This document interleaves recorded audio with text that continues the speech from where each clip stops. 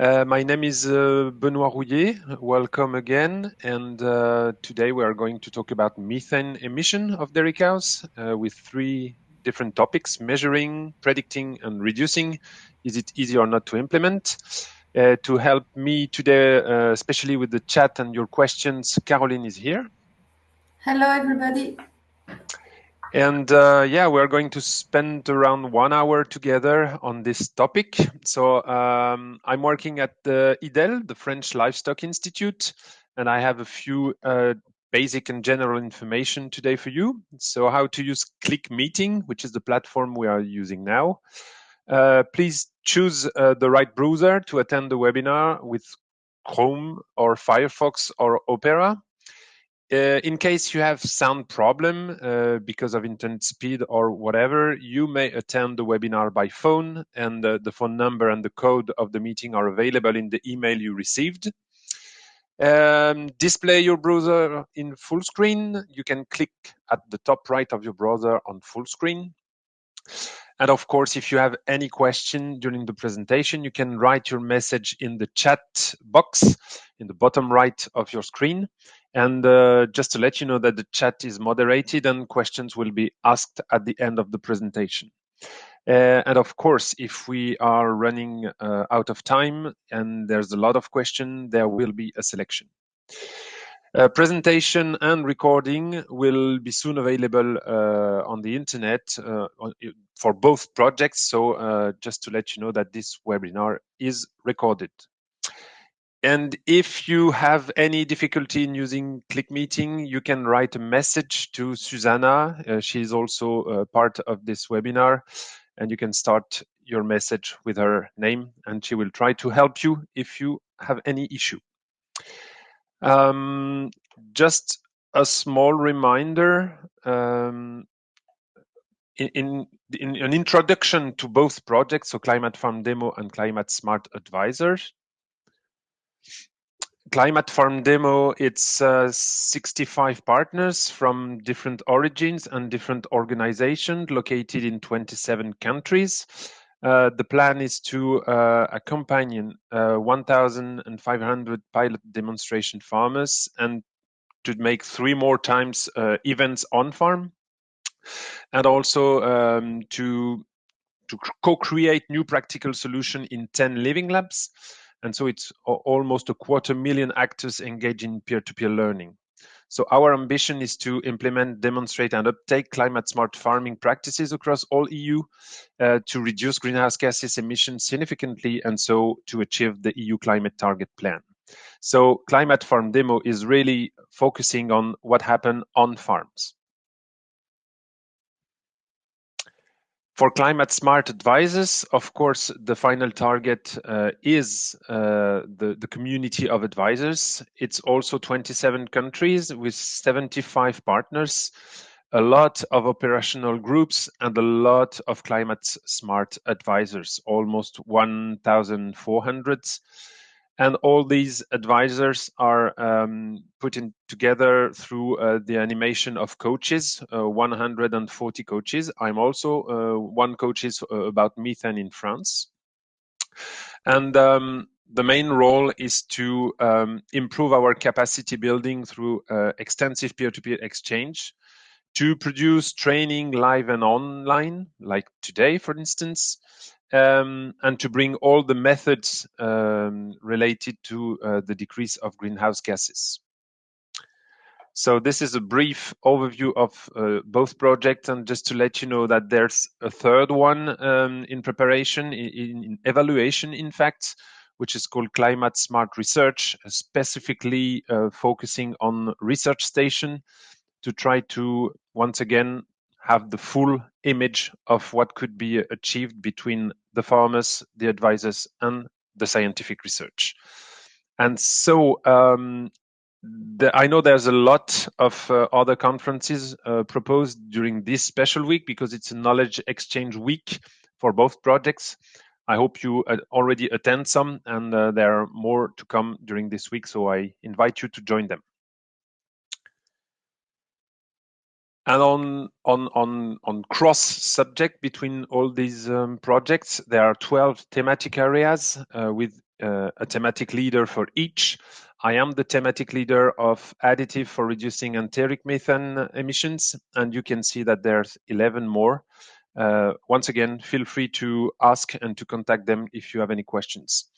For today, even though the thematic area is about additives, we are going to focus broadly on the thematic of methane, and stay with us until the end, because at the end you will have the opportunity after the evaluation to express yourself about the topics you would like to address in future webinar next year.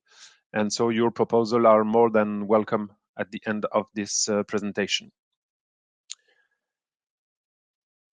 And now, just as a very starting point, I have questions for you. So please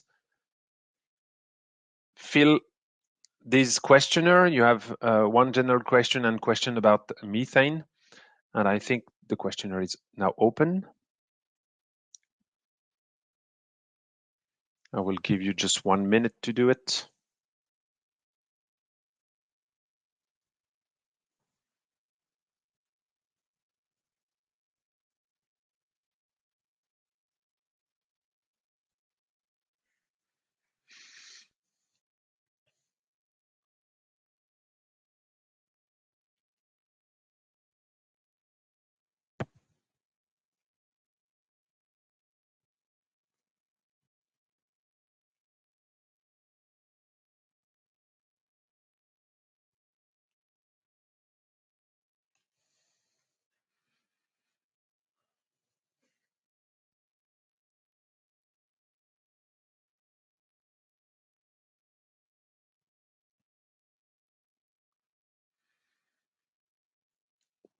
Answers are going on. Only 40% of achievement. Please try to answer.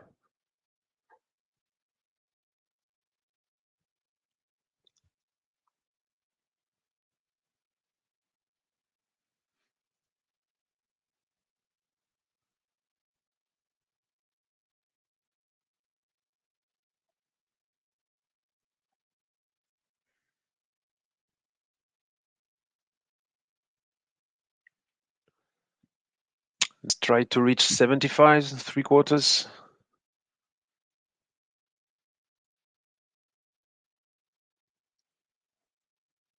Even though you have no idea, just pick one and we will come to the figures later.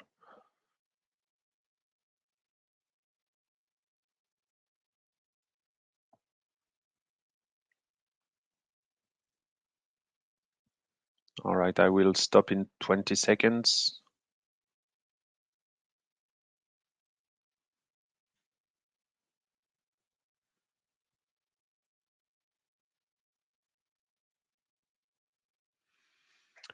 All right, I'm gonna close the vote.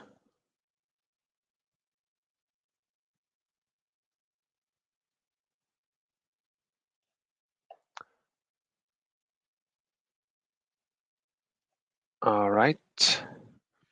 So here are the results. I hope you can all see them.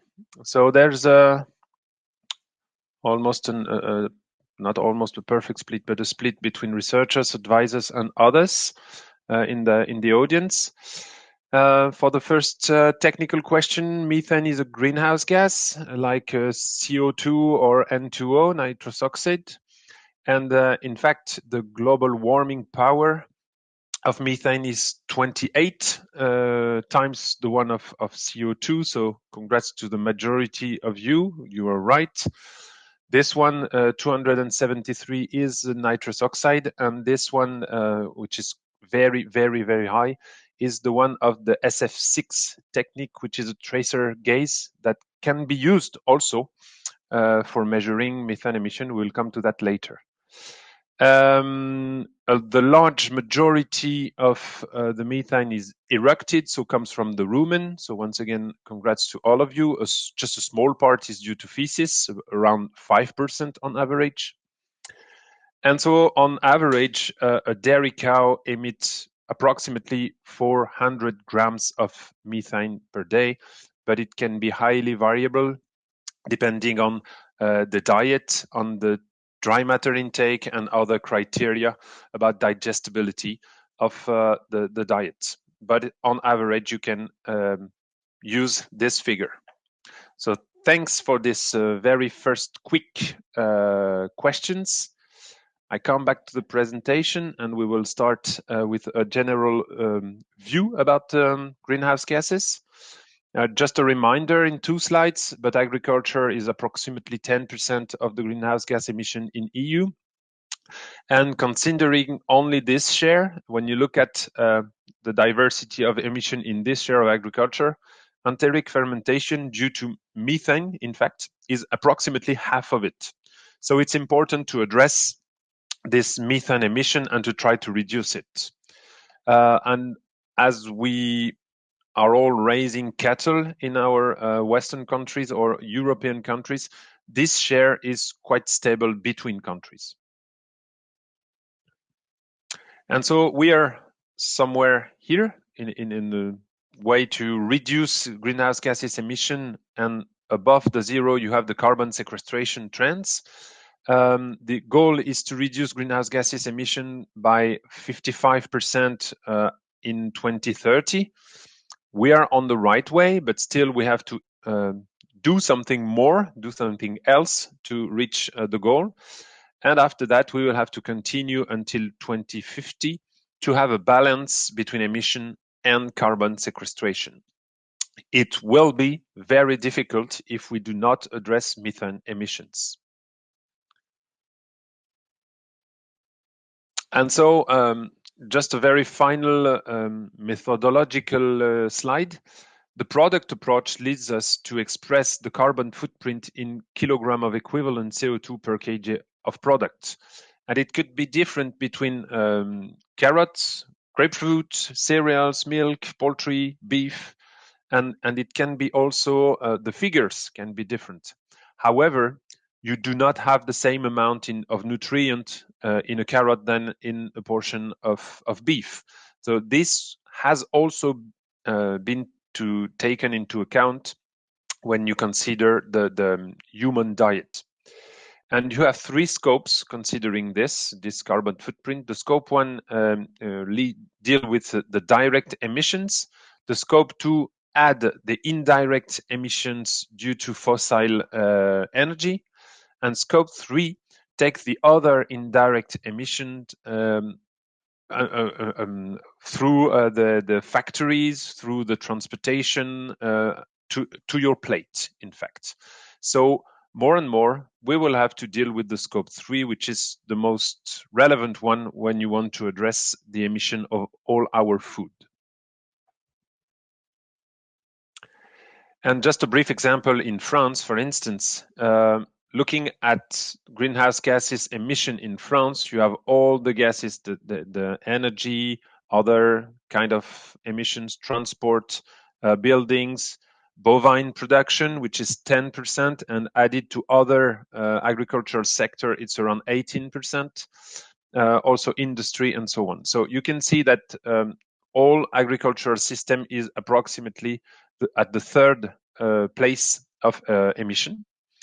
And looking at enteric fermentation, when considering bovine production, milk bovine production, enteric fermentation is once again half of the carbon footprint. So it's very important to address. And here you have the figure of the question you had several slides ago, a few minutes ago. The global warming power is 28 between CO2 and methane, which leads us to focus on this important gas. And why or how does rumen produce methane?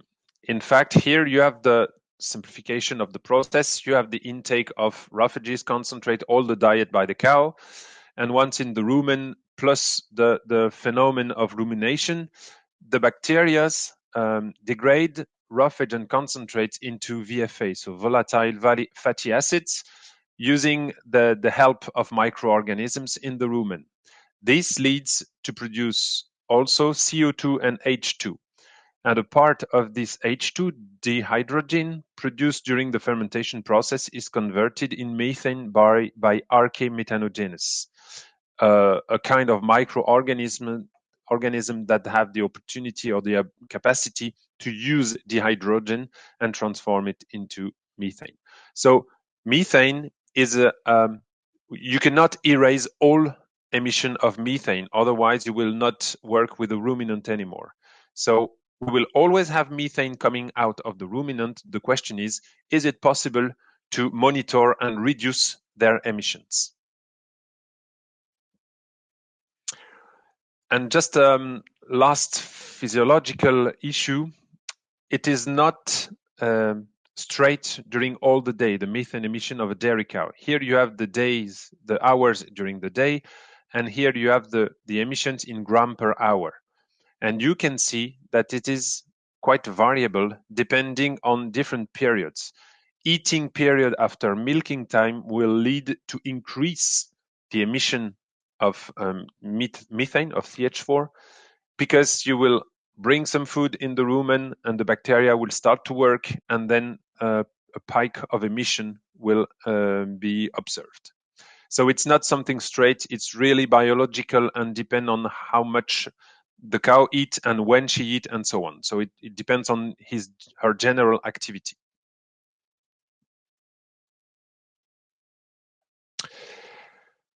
And so looking at technical issues, we have 3 steps important about methane.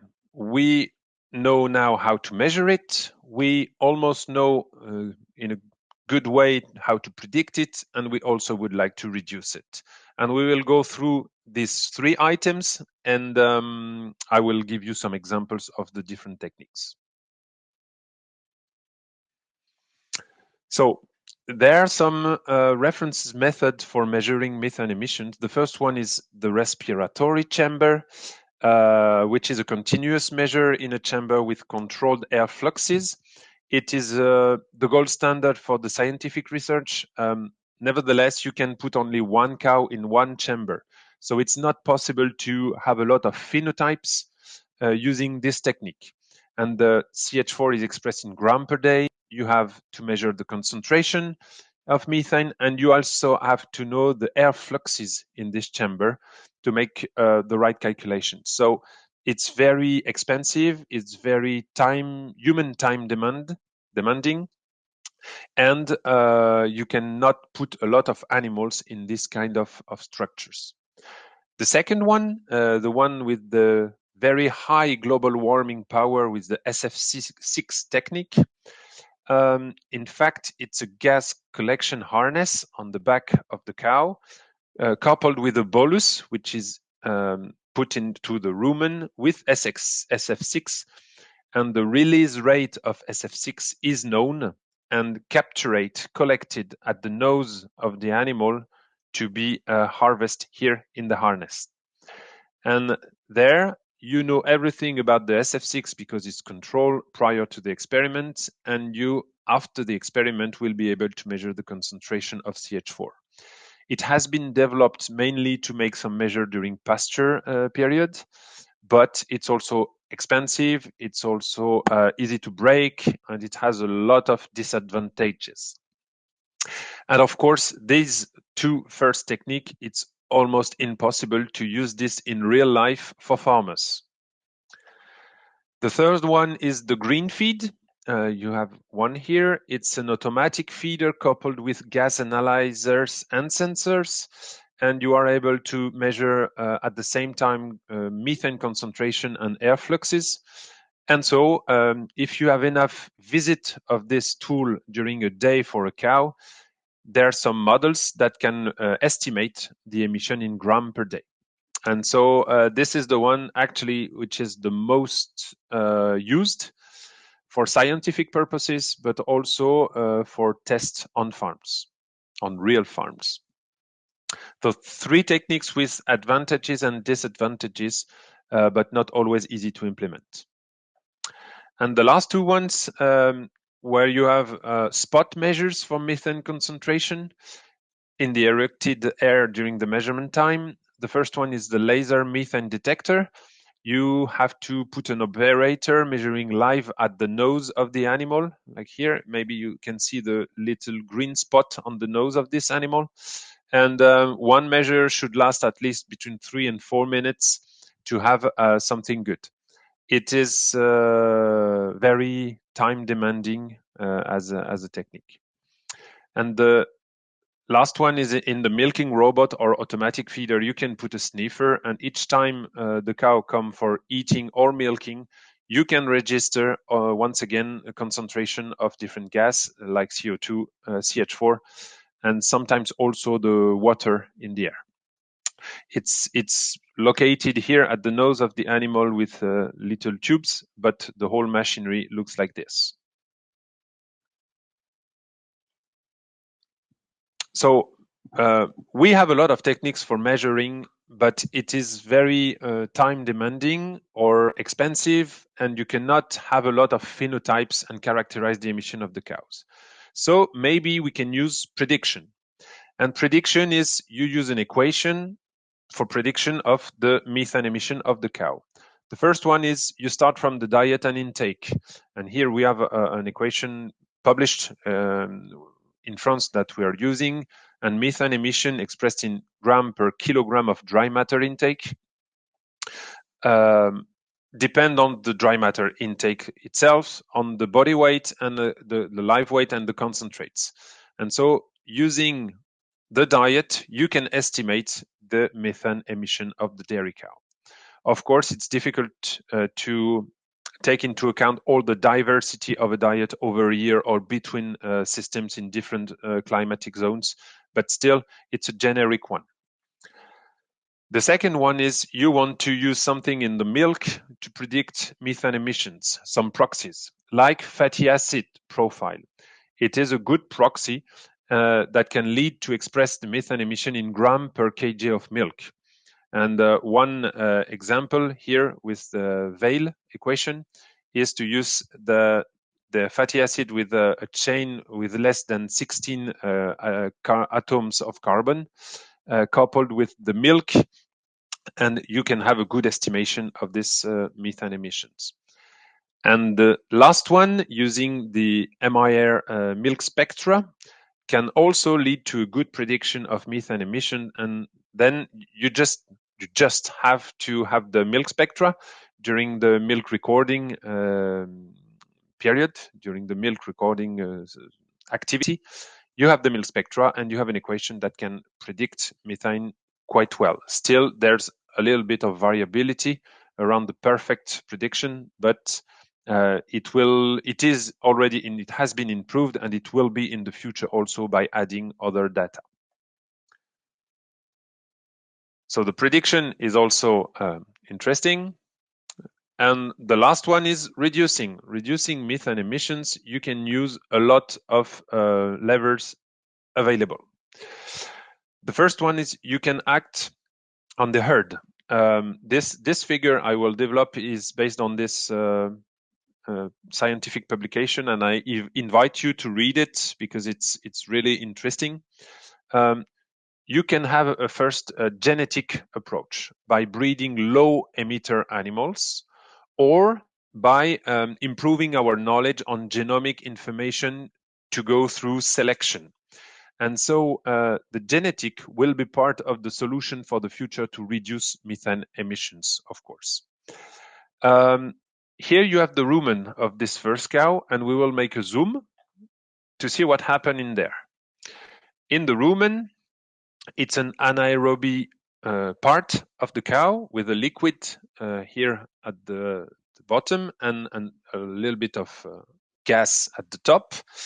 The dietary arrived in the rumen is used by the microbes. Sometimes you can have the addition of lipids. The microbes will do their job and will produce not only VFA, but also H2, as we mentioned earlier, and the methanogens will produce the CH4. Lipids can help reducing the amount of CH4 by reducing the activity of the first microbes. Forages can also be part of the solution because you can try to increase or decrease or play with the digestibility of the different forages to also skip or switch the normal pathways of methane production. And here, the very last one could be the additive the part of feed additive like tannins, especially in some plants that are pastured, that can also lead to reduce the activities of the first microbes. So the herd, the diet, and then we will go through this part of the bottom of the rumen to see what happened in this liquid part. In fact, you can also imagine having an impact on microbiome and methanogenesis. And so methane emissions can also be mitigated by strategies that inhibits the hydrogen producing microbes like this one. You can put some lipids, as I mentioned. You can play with the concentrate feeding, and especially with increased passage rate of the concentrate throughout the rumen. And CNSL, it's cashew nut shell liquid, can also, for example, have an impact on this microbe to reduce the production of H2. So you can shift the substrate of methanogenesis to, or inhibit also the methanogenesis by using nitrates or by decreasing the pH of the rumen. This reduction of the pH of the rumen could be a little bit tricky because we do not want acidosis at the end. So once again, a lot of solution that can act either on microbiota, on the pathways of using H2, or on the activity of methanogens. And the very final zoom will be on methanogens. You can also have special additive that will act on enzymes to reduce the methanogenesis, like 3-NOP, like halogenated compound you can find in red algae, for example, or once again with the cashew coproducts. And so you see that you can have a starting point at the herd level and to go through the cow and act at the enzyme level. So the kind of levels you have are really broad. And once again, you will have the opportunity to express in which part you want to have the next webinars next year. Just to give you some example of the gain of the reduction you can estimate using herd management in genetics, additives, and feed. I will go through some examples. For herd management, of course, if you want to produce the same amount of milk, you can do the same amount with less animals. So if you try to reduce age at first calving, to reduce replacement rate, to improve health or feed efficiency, to improve productivity, you will have, depending on the situation, low to medium reduction of methane in the herd. The applicability is immediate. It's yes, all the farmers can have access to this level. So you will improve productivity and reduce methane and probably all greenhouse gases emission. But it can also be negative on other aspects, because if you want to improve, for instance, productivity, maybe you will have to purchase more feed with also their carbon footprint impact. And so you have to make a balance between the two approaches. Feed component and supplementation. As we mentioned, some supplementation using lipids or nitrates might have an effect also for methane reductions. From low to medium, depending on the strategies and on the solutions, there's also a variability. Of course, if you have to mix this to the diet, it will be easier if you are indoor feeding systems. If you are on pasture, you are not going to spread lipids on pasture. It doesn't make sense. So you will have to find the proper way to distribute it to the animals so that they could ingest it. And also, you can also use some tannins, like in chicory or in sainfoin in grasslands, either in harvested grass, or you can try to bring these new species in pasture for pasture. It will improve probably farm efficiency, and especially on nitrogen. It will improve carbon sequestration, which is an opportunity also for dairy farming. You will probably reduce the fertilizer use, and also nitrates could be a very important concern. These nitrates are very well recommending for low protein regimes. And however, you can increase the risk of bad weather condition, the cost also, because you have to add something to your diet, and so on. The genetics, we know through different international work and papers that selection of low emitting animals is possible, is okay. It will be low cost, but it will be efficient in the long term. The plan in France is to reduce by 1% every year over a period of 10 years. So we would like to reach minus 10% in 10 years. And also, is it something that is replicable according to feed component? I mean, is it something that the effect is consistent throughout all the diversity of feeding systems we have in Europe? This is a question where the geneticians are investigated, but it will be part of the solution. For additives, the two most known ones are probably Bovar with 3-NOP and algae, especially the red ones. This strategy sorry, could lead to a high decrease in methane emissions, approximately 30% here for the first one, and maybe for more than 40% for the algae. Still, we have to take into account that we have to have the sufficient volumes of these additives to feed a high number of cows. So in this case of algae, it's under development, at least for Europe. In other parts of the world, it can be available because these algae are mainly tropical ones. And as you may know, we do not have any tropical climate in Europe so far.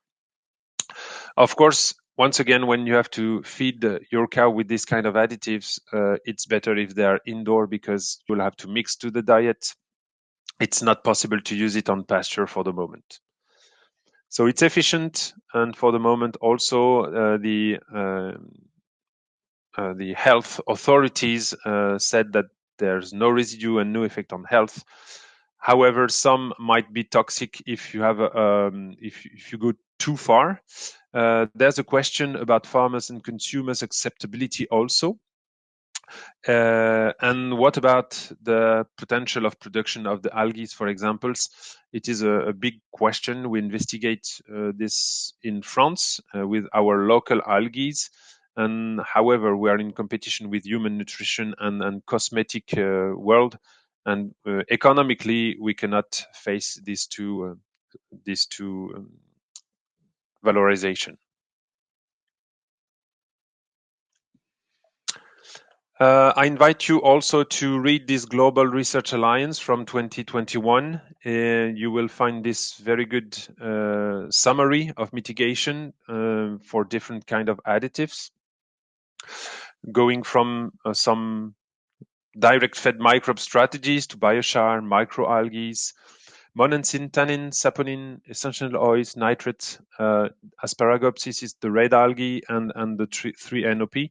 And especially this red frame here will deal with the potential reduction in methane emissions. You will have very high here and quite low here, and a high for nitrates. You will have an information about the academic papers of these different solutions, and you have a note of confidence in efficiency, which are the highest for 3-NOP, nitrates, and monensin.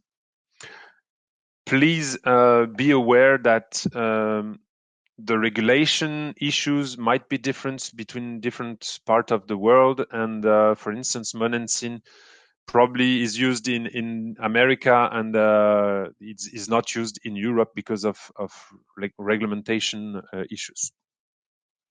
I'm not saying this is right or wrong, it's just a fact, and you cannot use all this additive to reduce methane emission in Europe. And so, globally, if you consider these four main issues for reducing methane emissions, there's a potential of reduction of 50%, between 5 to 10 for herd management, between 10 and 15 for feed, around 30 at the best for additives, and around 10 for genetics over a period of 10 years. So if you cut by half methane emissions, and you know that methane is half of the carbon footprint of the milk, you will be able to reduce by 25% the milk carbon footprint.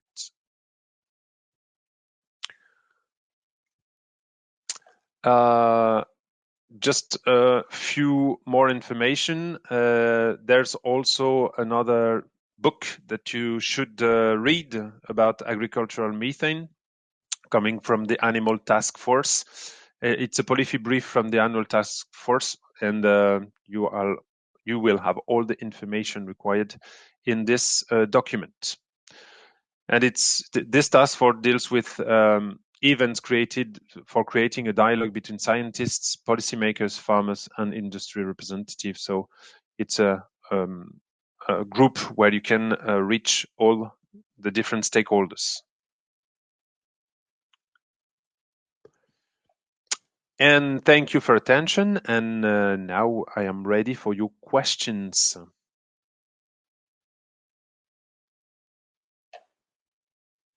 Caroline, are there any questions? Yes, Benoît, thank you very much for your presentation. You have a question in terms of genetic. Is it working across feeding systems, breeds? Yeah, the starting point of the research is, of course, for the three main dairy breeds, Holstein, Normand, and Montbéliard for the moment. And it is working quite well because we know that the heritability is quite good. And so, at least in France, I know that next year it will be available for selection on farm on the criteria of gram of methane emitted per cow per day. So it will be part of the selection scheme in France next year.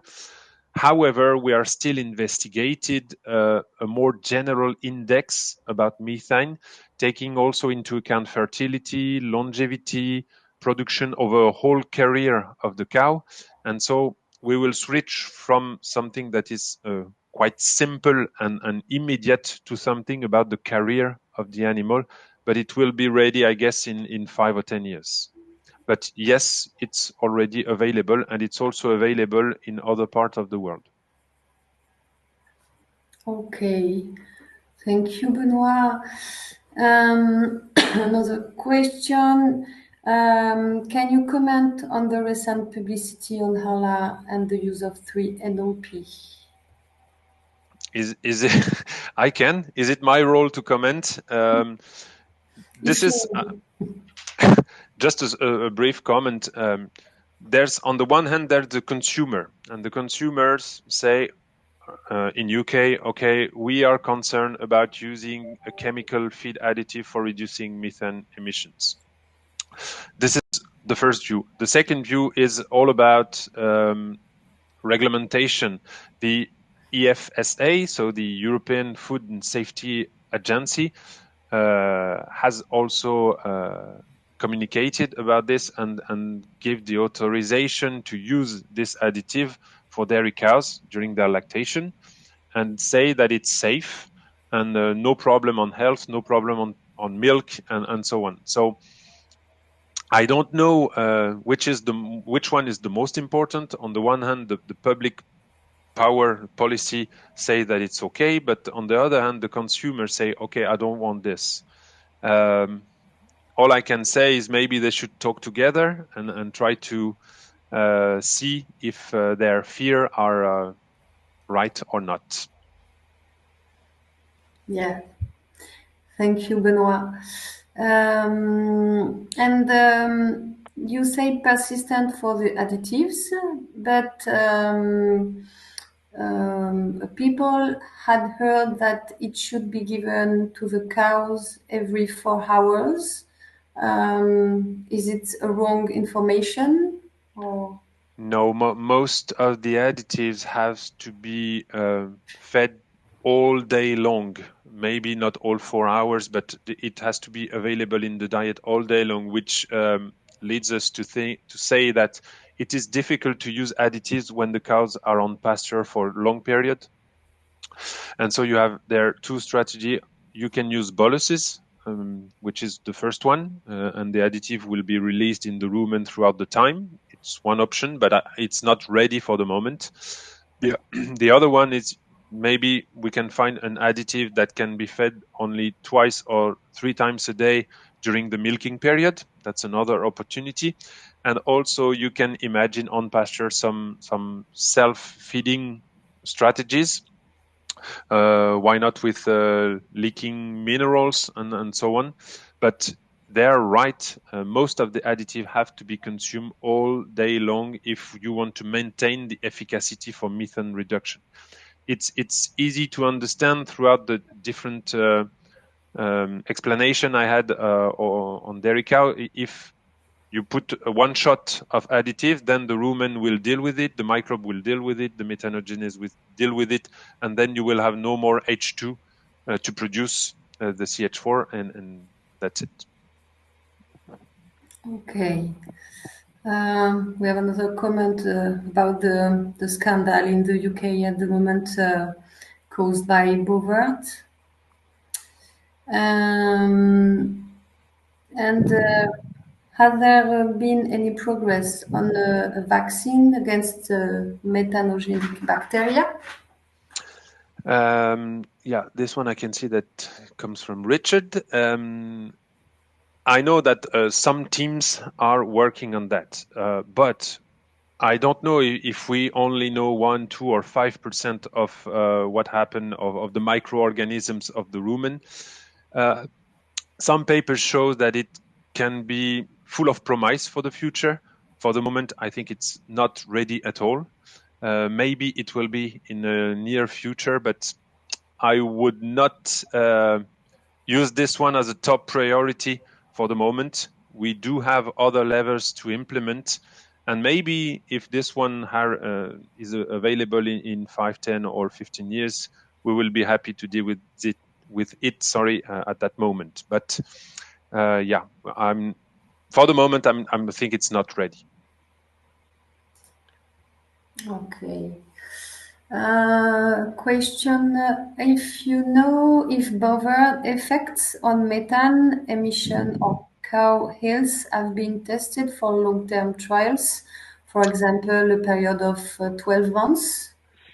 As far as I know, most of the experiments have been done in shorter periods. So 12 months is quite a long time. It comes with the question of is the efficiency of the product the same during all the lactation? I do not have the answer for the moment. I know that in the US, they're testing things in a long-term experiment in cattle production. I do not have any result for the moment, but this is part of the question. Hey, I can see the questions now. Okay. Are farmers in France willing to use feed additives? It goes through the business model. It depends of who will pay. If it's a charge for the dairy production for the farmer, they will not, clearly. But if the dairy processors or feed additive companies or other actors around can manage to pay for this, or the public authorities manage to pay for this to reach the target of reducing methane emissions, then they will. We have one example of a dairy industry in France that said, okay, I will pay for this and I will implement the result and use the result to have access to my market. And so the farmers are willing to use these feed additives. But if it's only a cost for the farmers, they won't. Okay. No more question for the moment.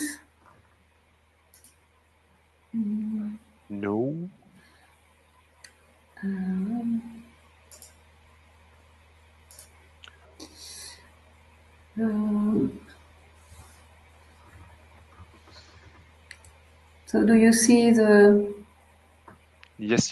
comment, Benoît? Yeah. Yes. The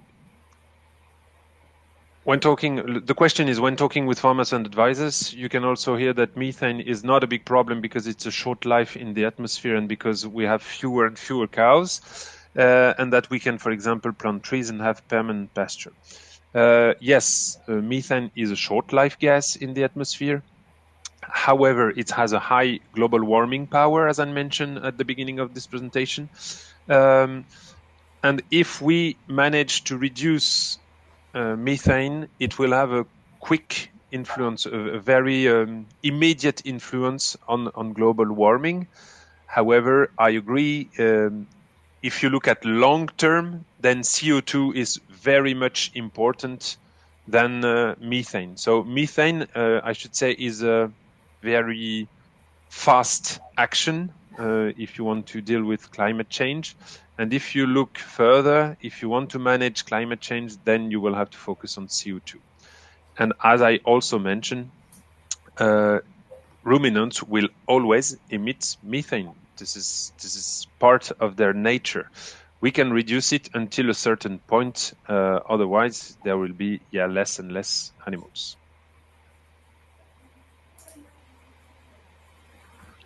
Do you want to debate about global warming power 100 or GWP star? Richard, no, I don't want to debate on that issue, but you can ask this for a webinar next year. Why not? It is all about methodology and how to implement these different strategies. And I think it will last at least 1 more hour to deal with this.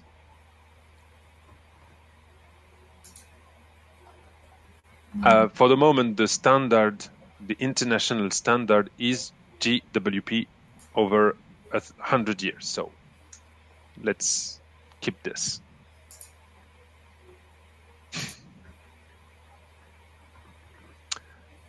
I don't see other questions.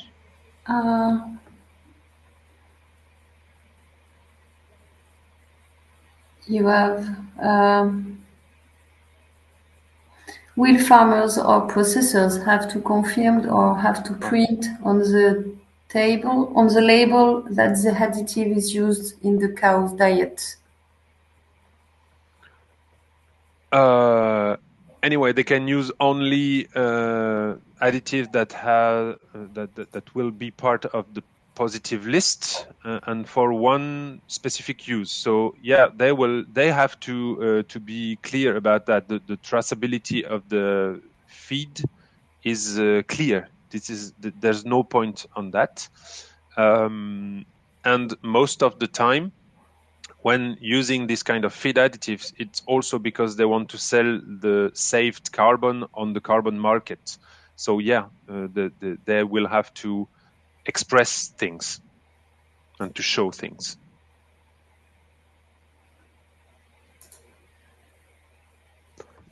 I think it's a question from Aaron. What is needed for standardized uptake of these tools across all country?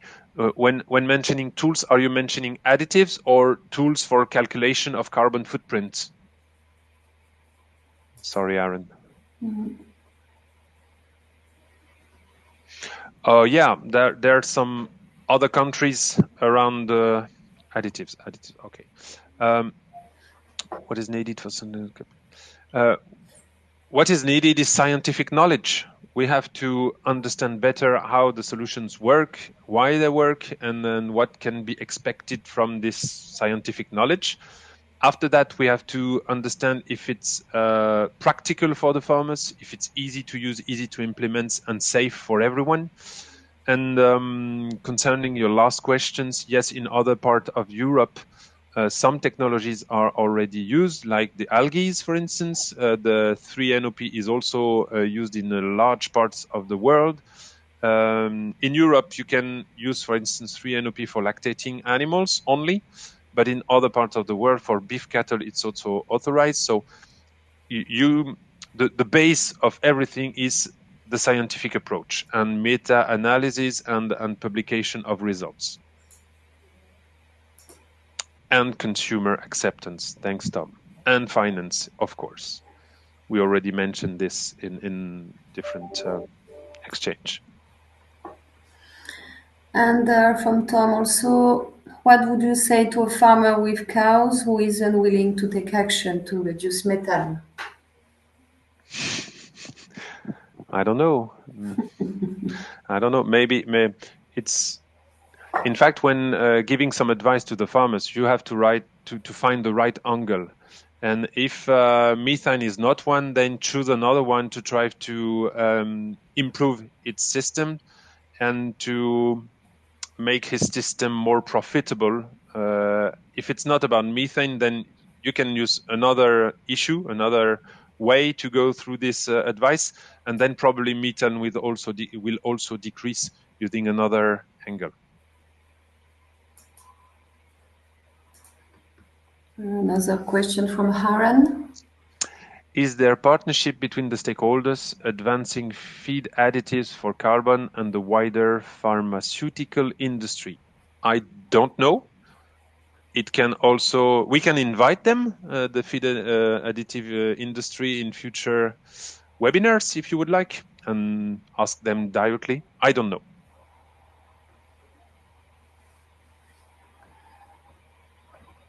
Okay. For now, no other question or comments. Well, thank you for all the questions then, and I will go through. Comments from Tom.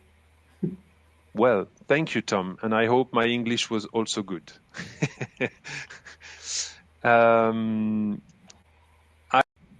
Back to the presentation with the very last slide. So we have the question and answer. Now I will ask you to go through only 2 questions of evaluation, and then the last one, you can indicate your top priority for more webinars to come next year, and I will be happy to deal with the results of this questionnaire and to organize things for next year.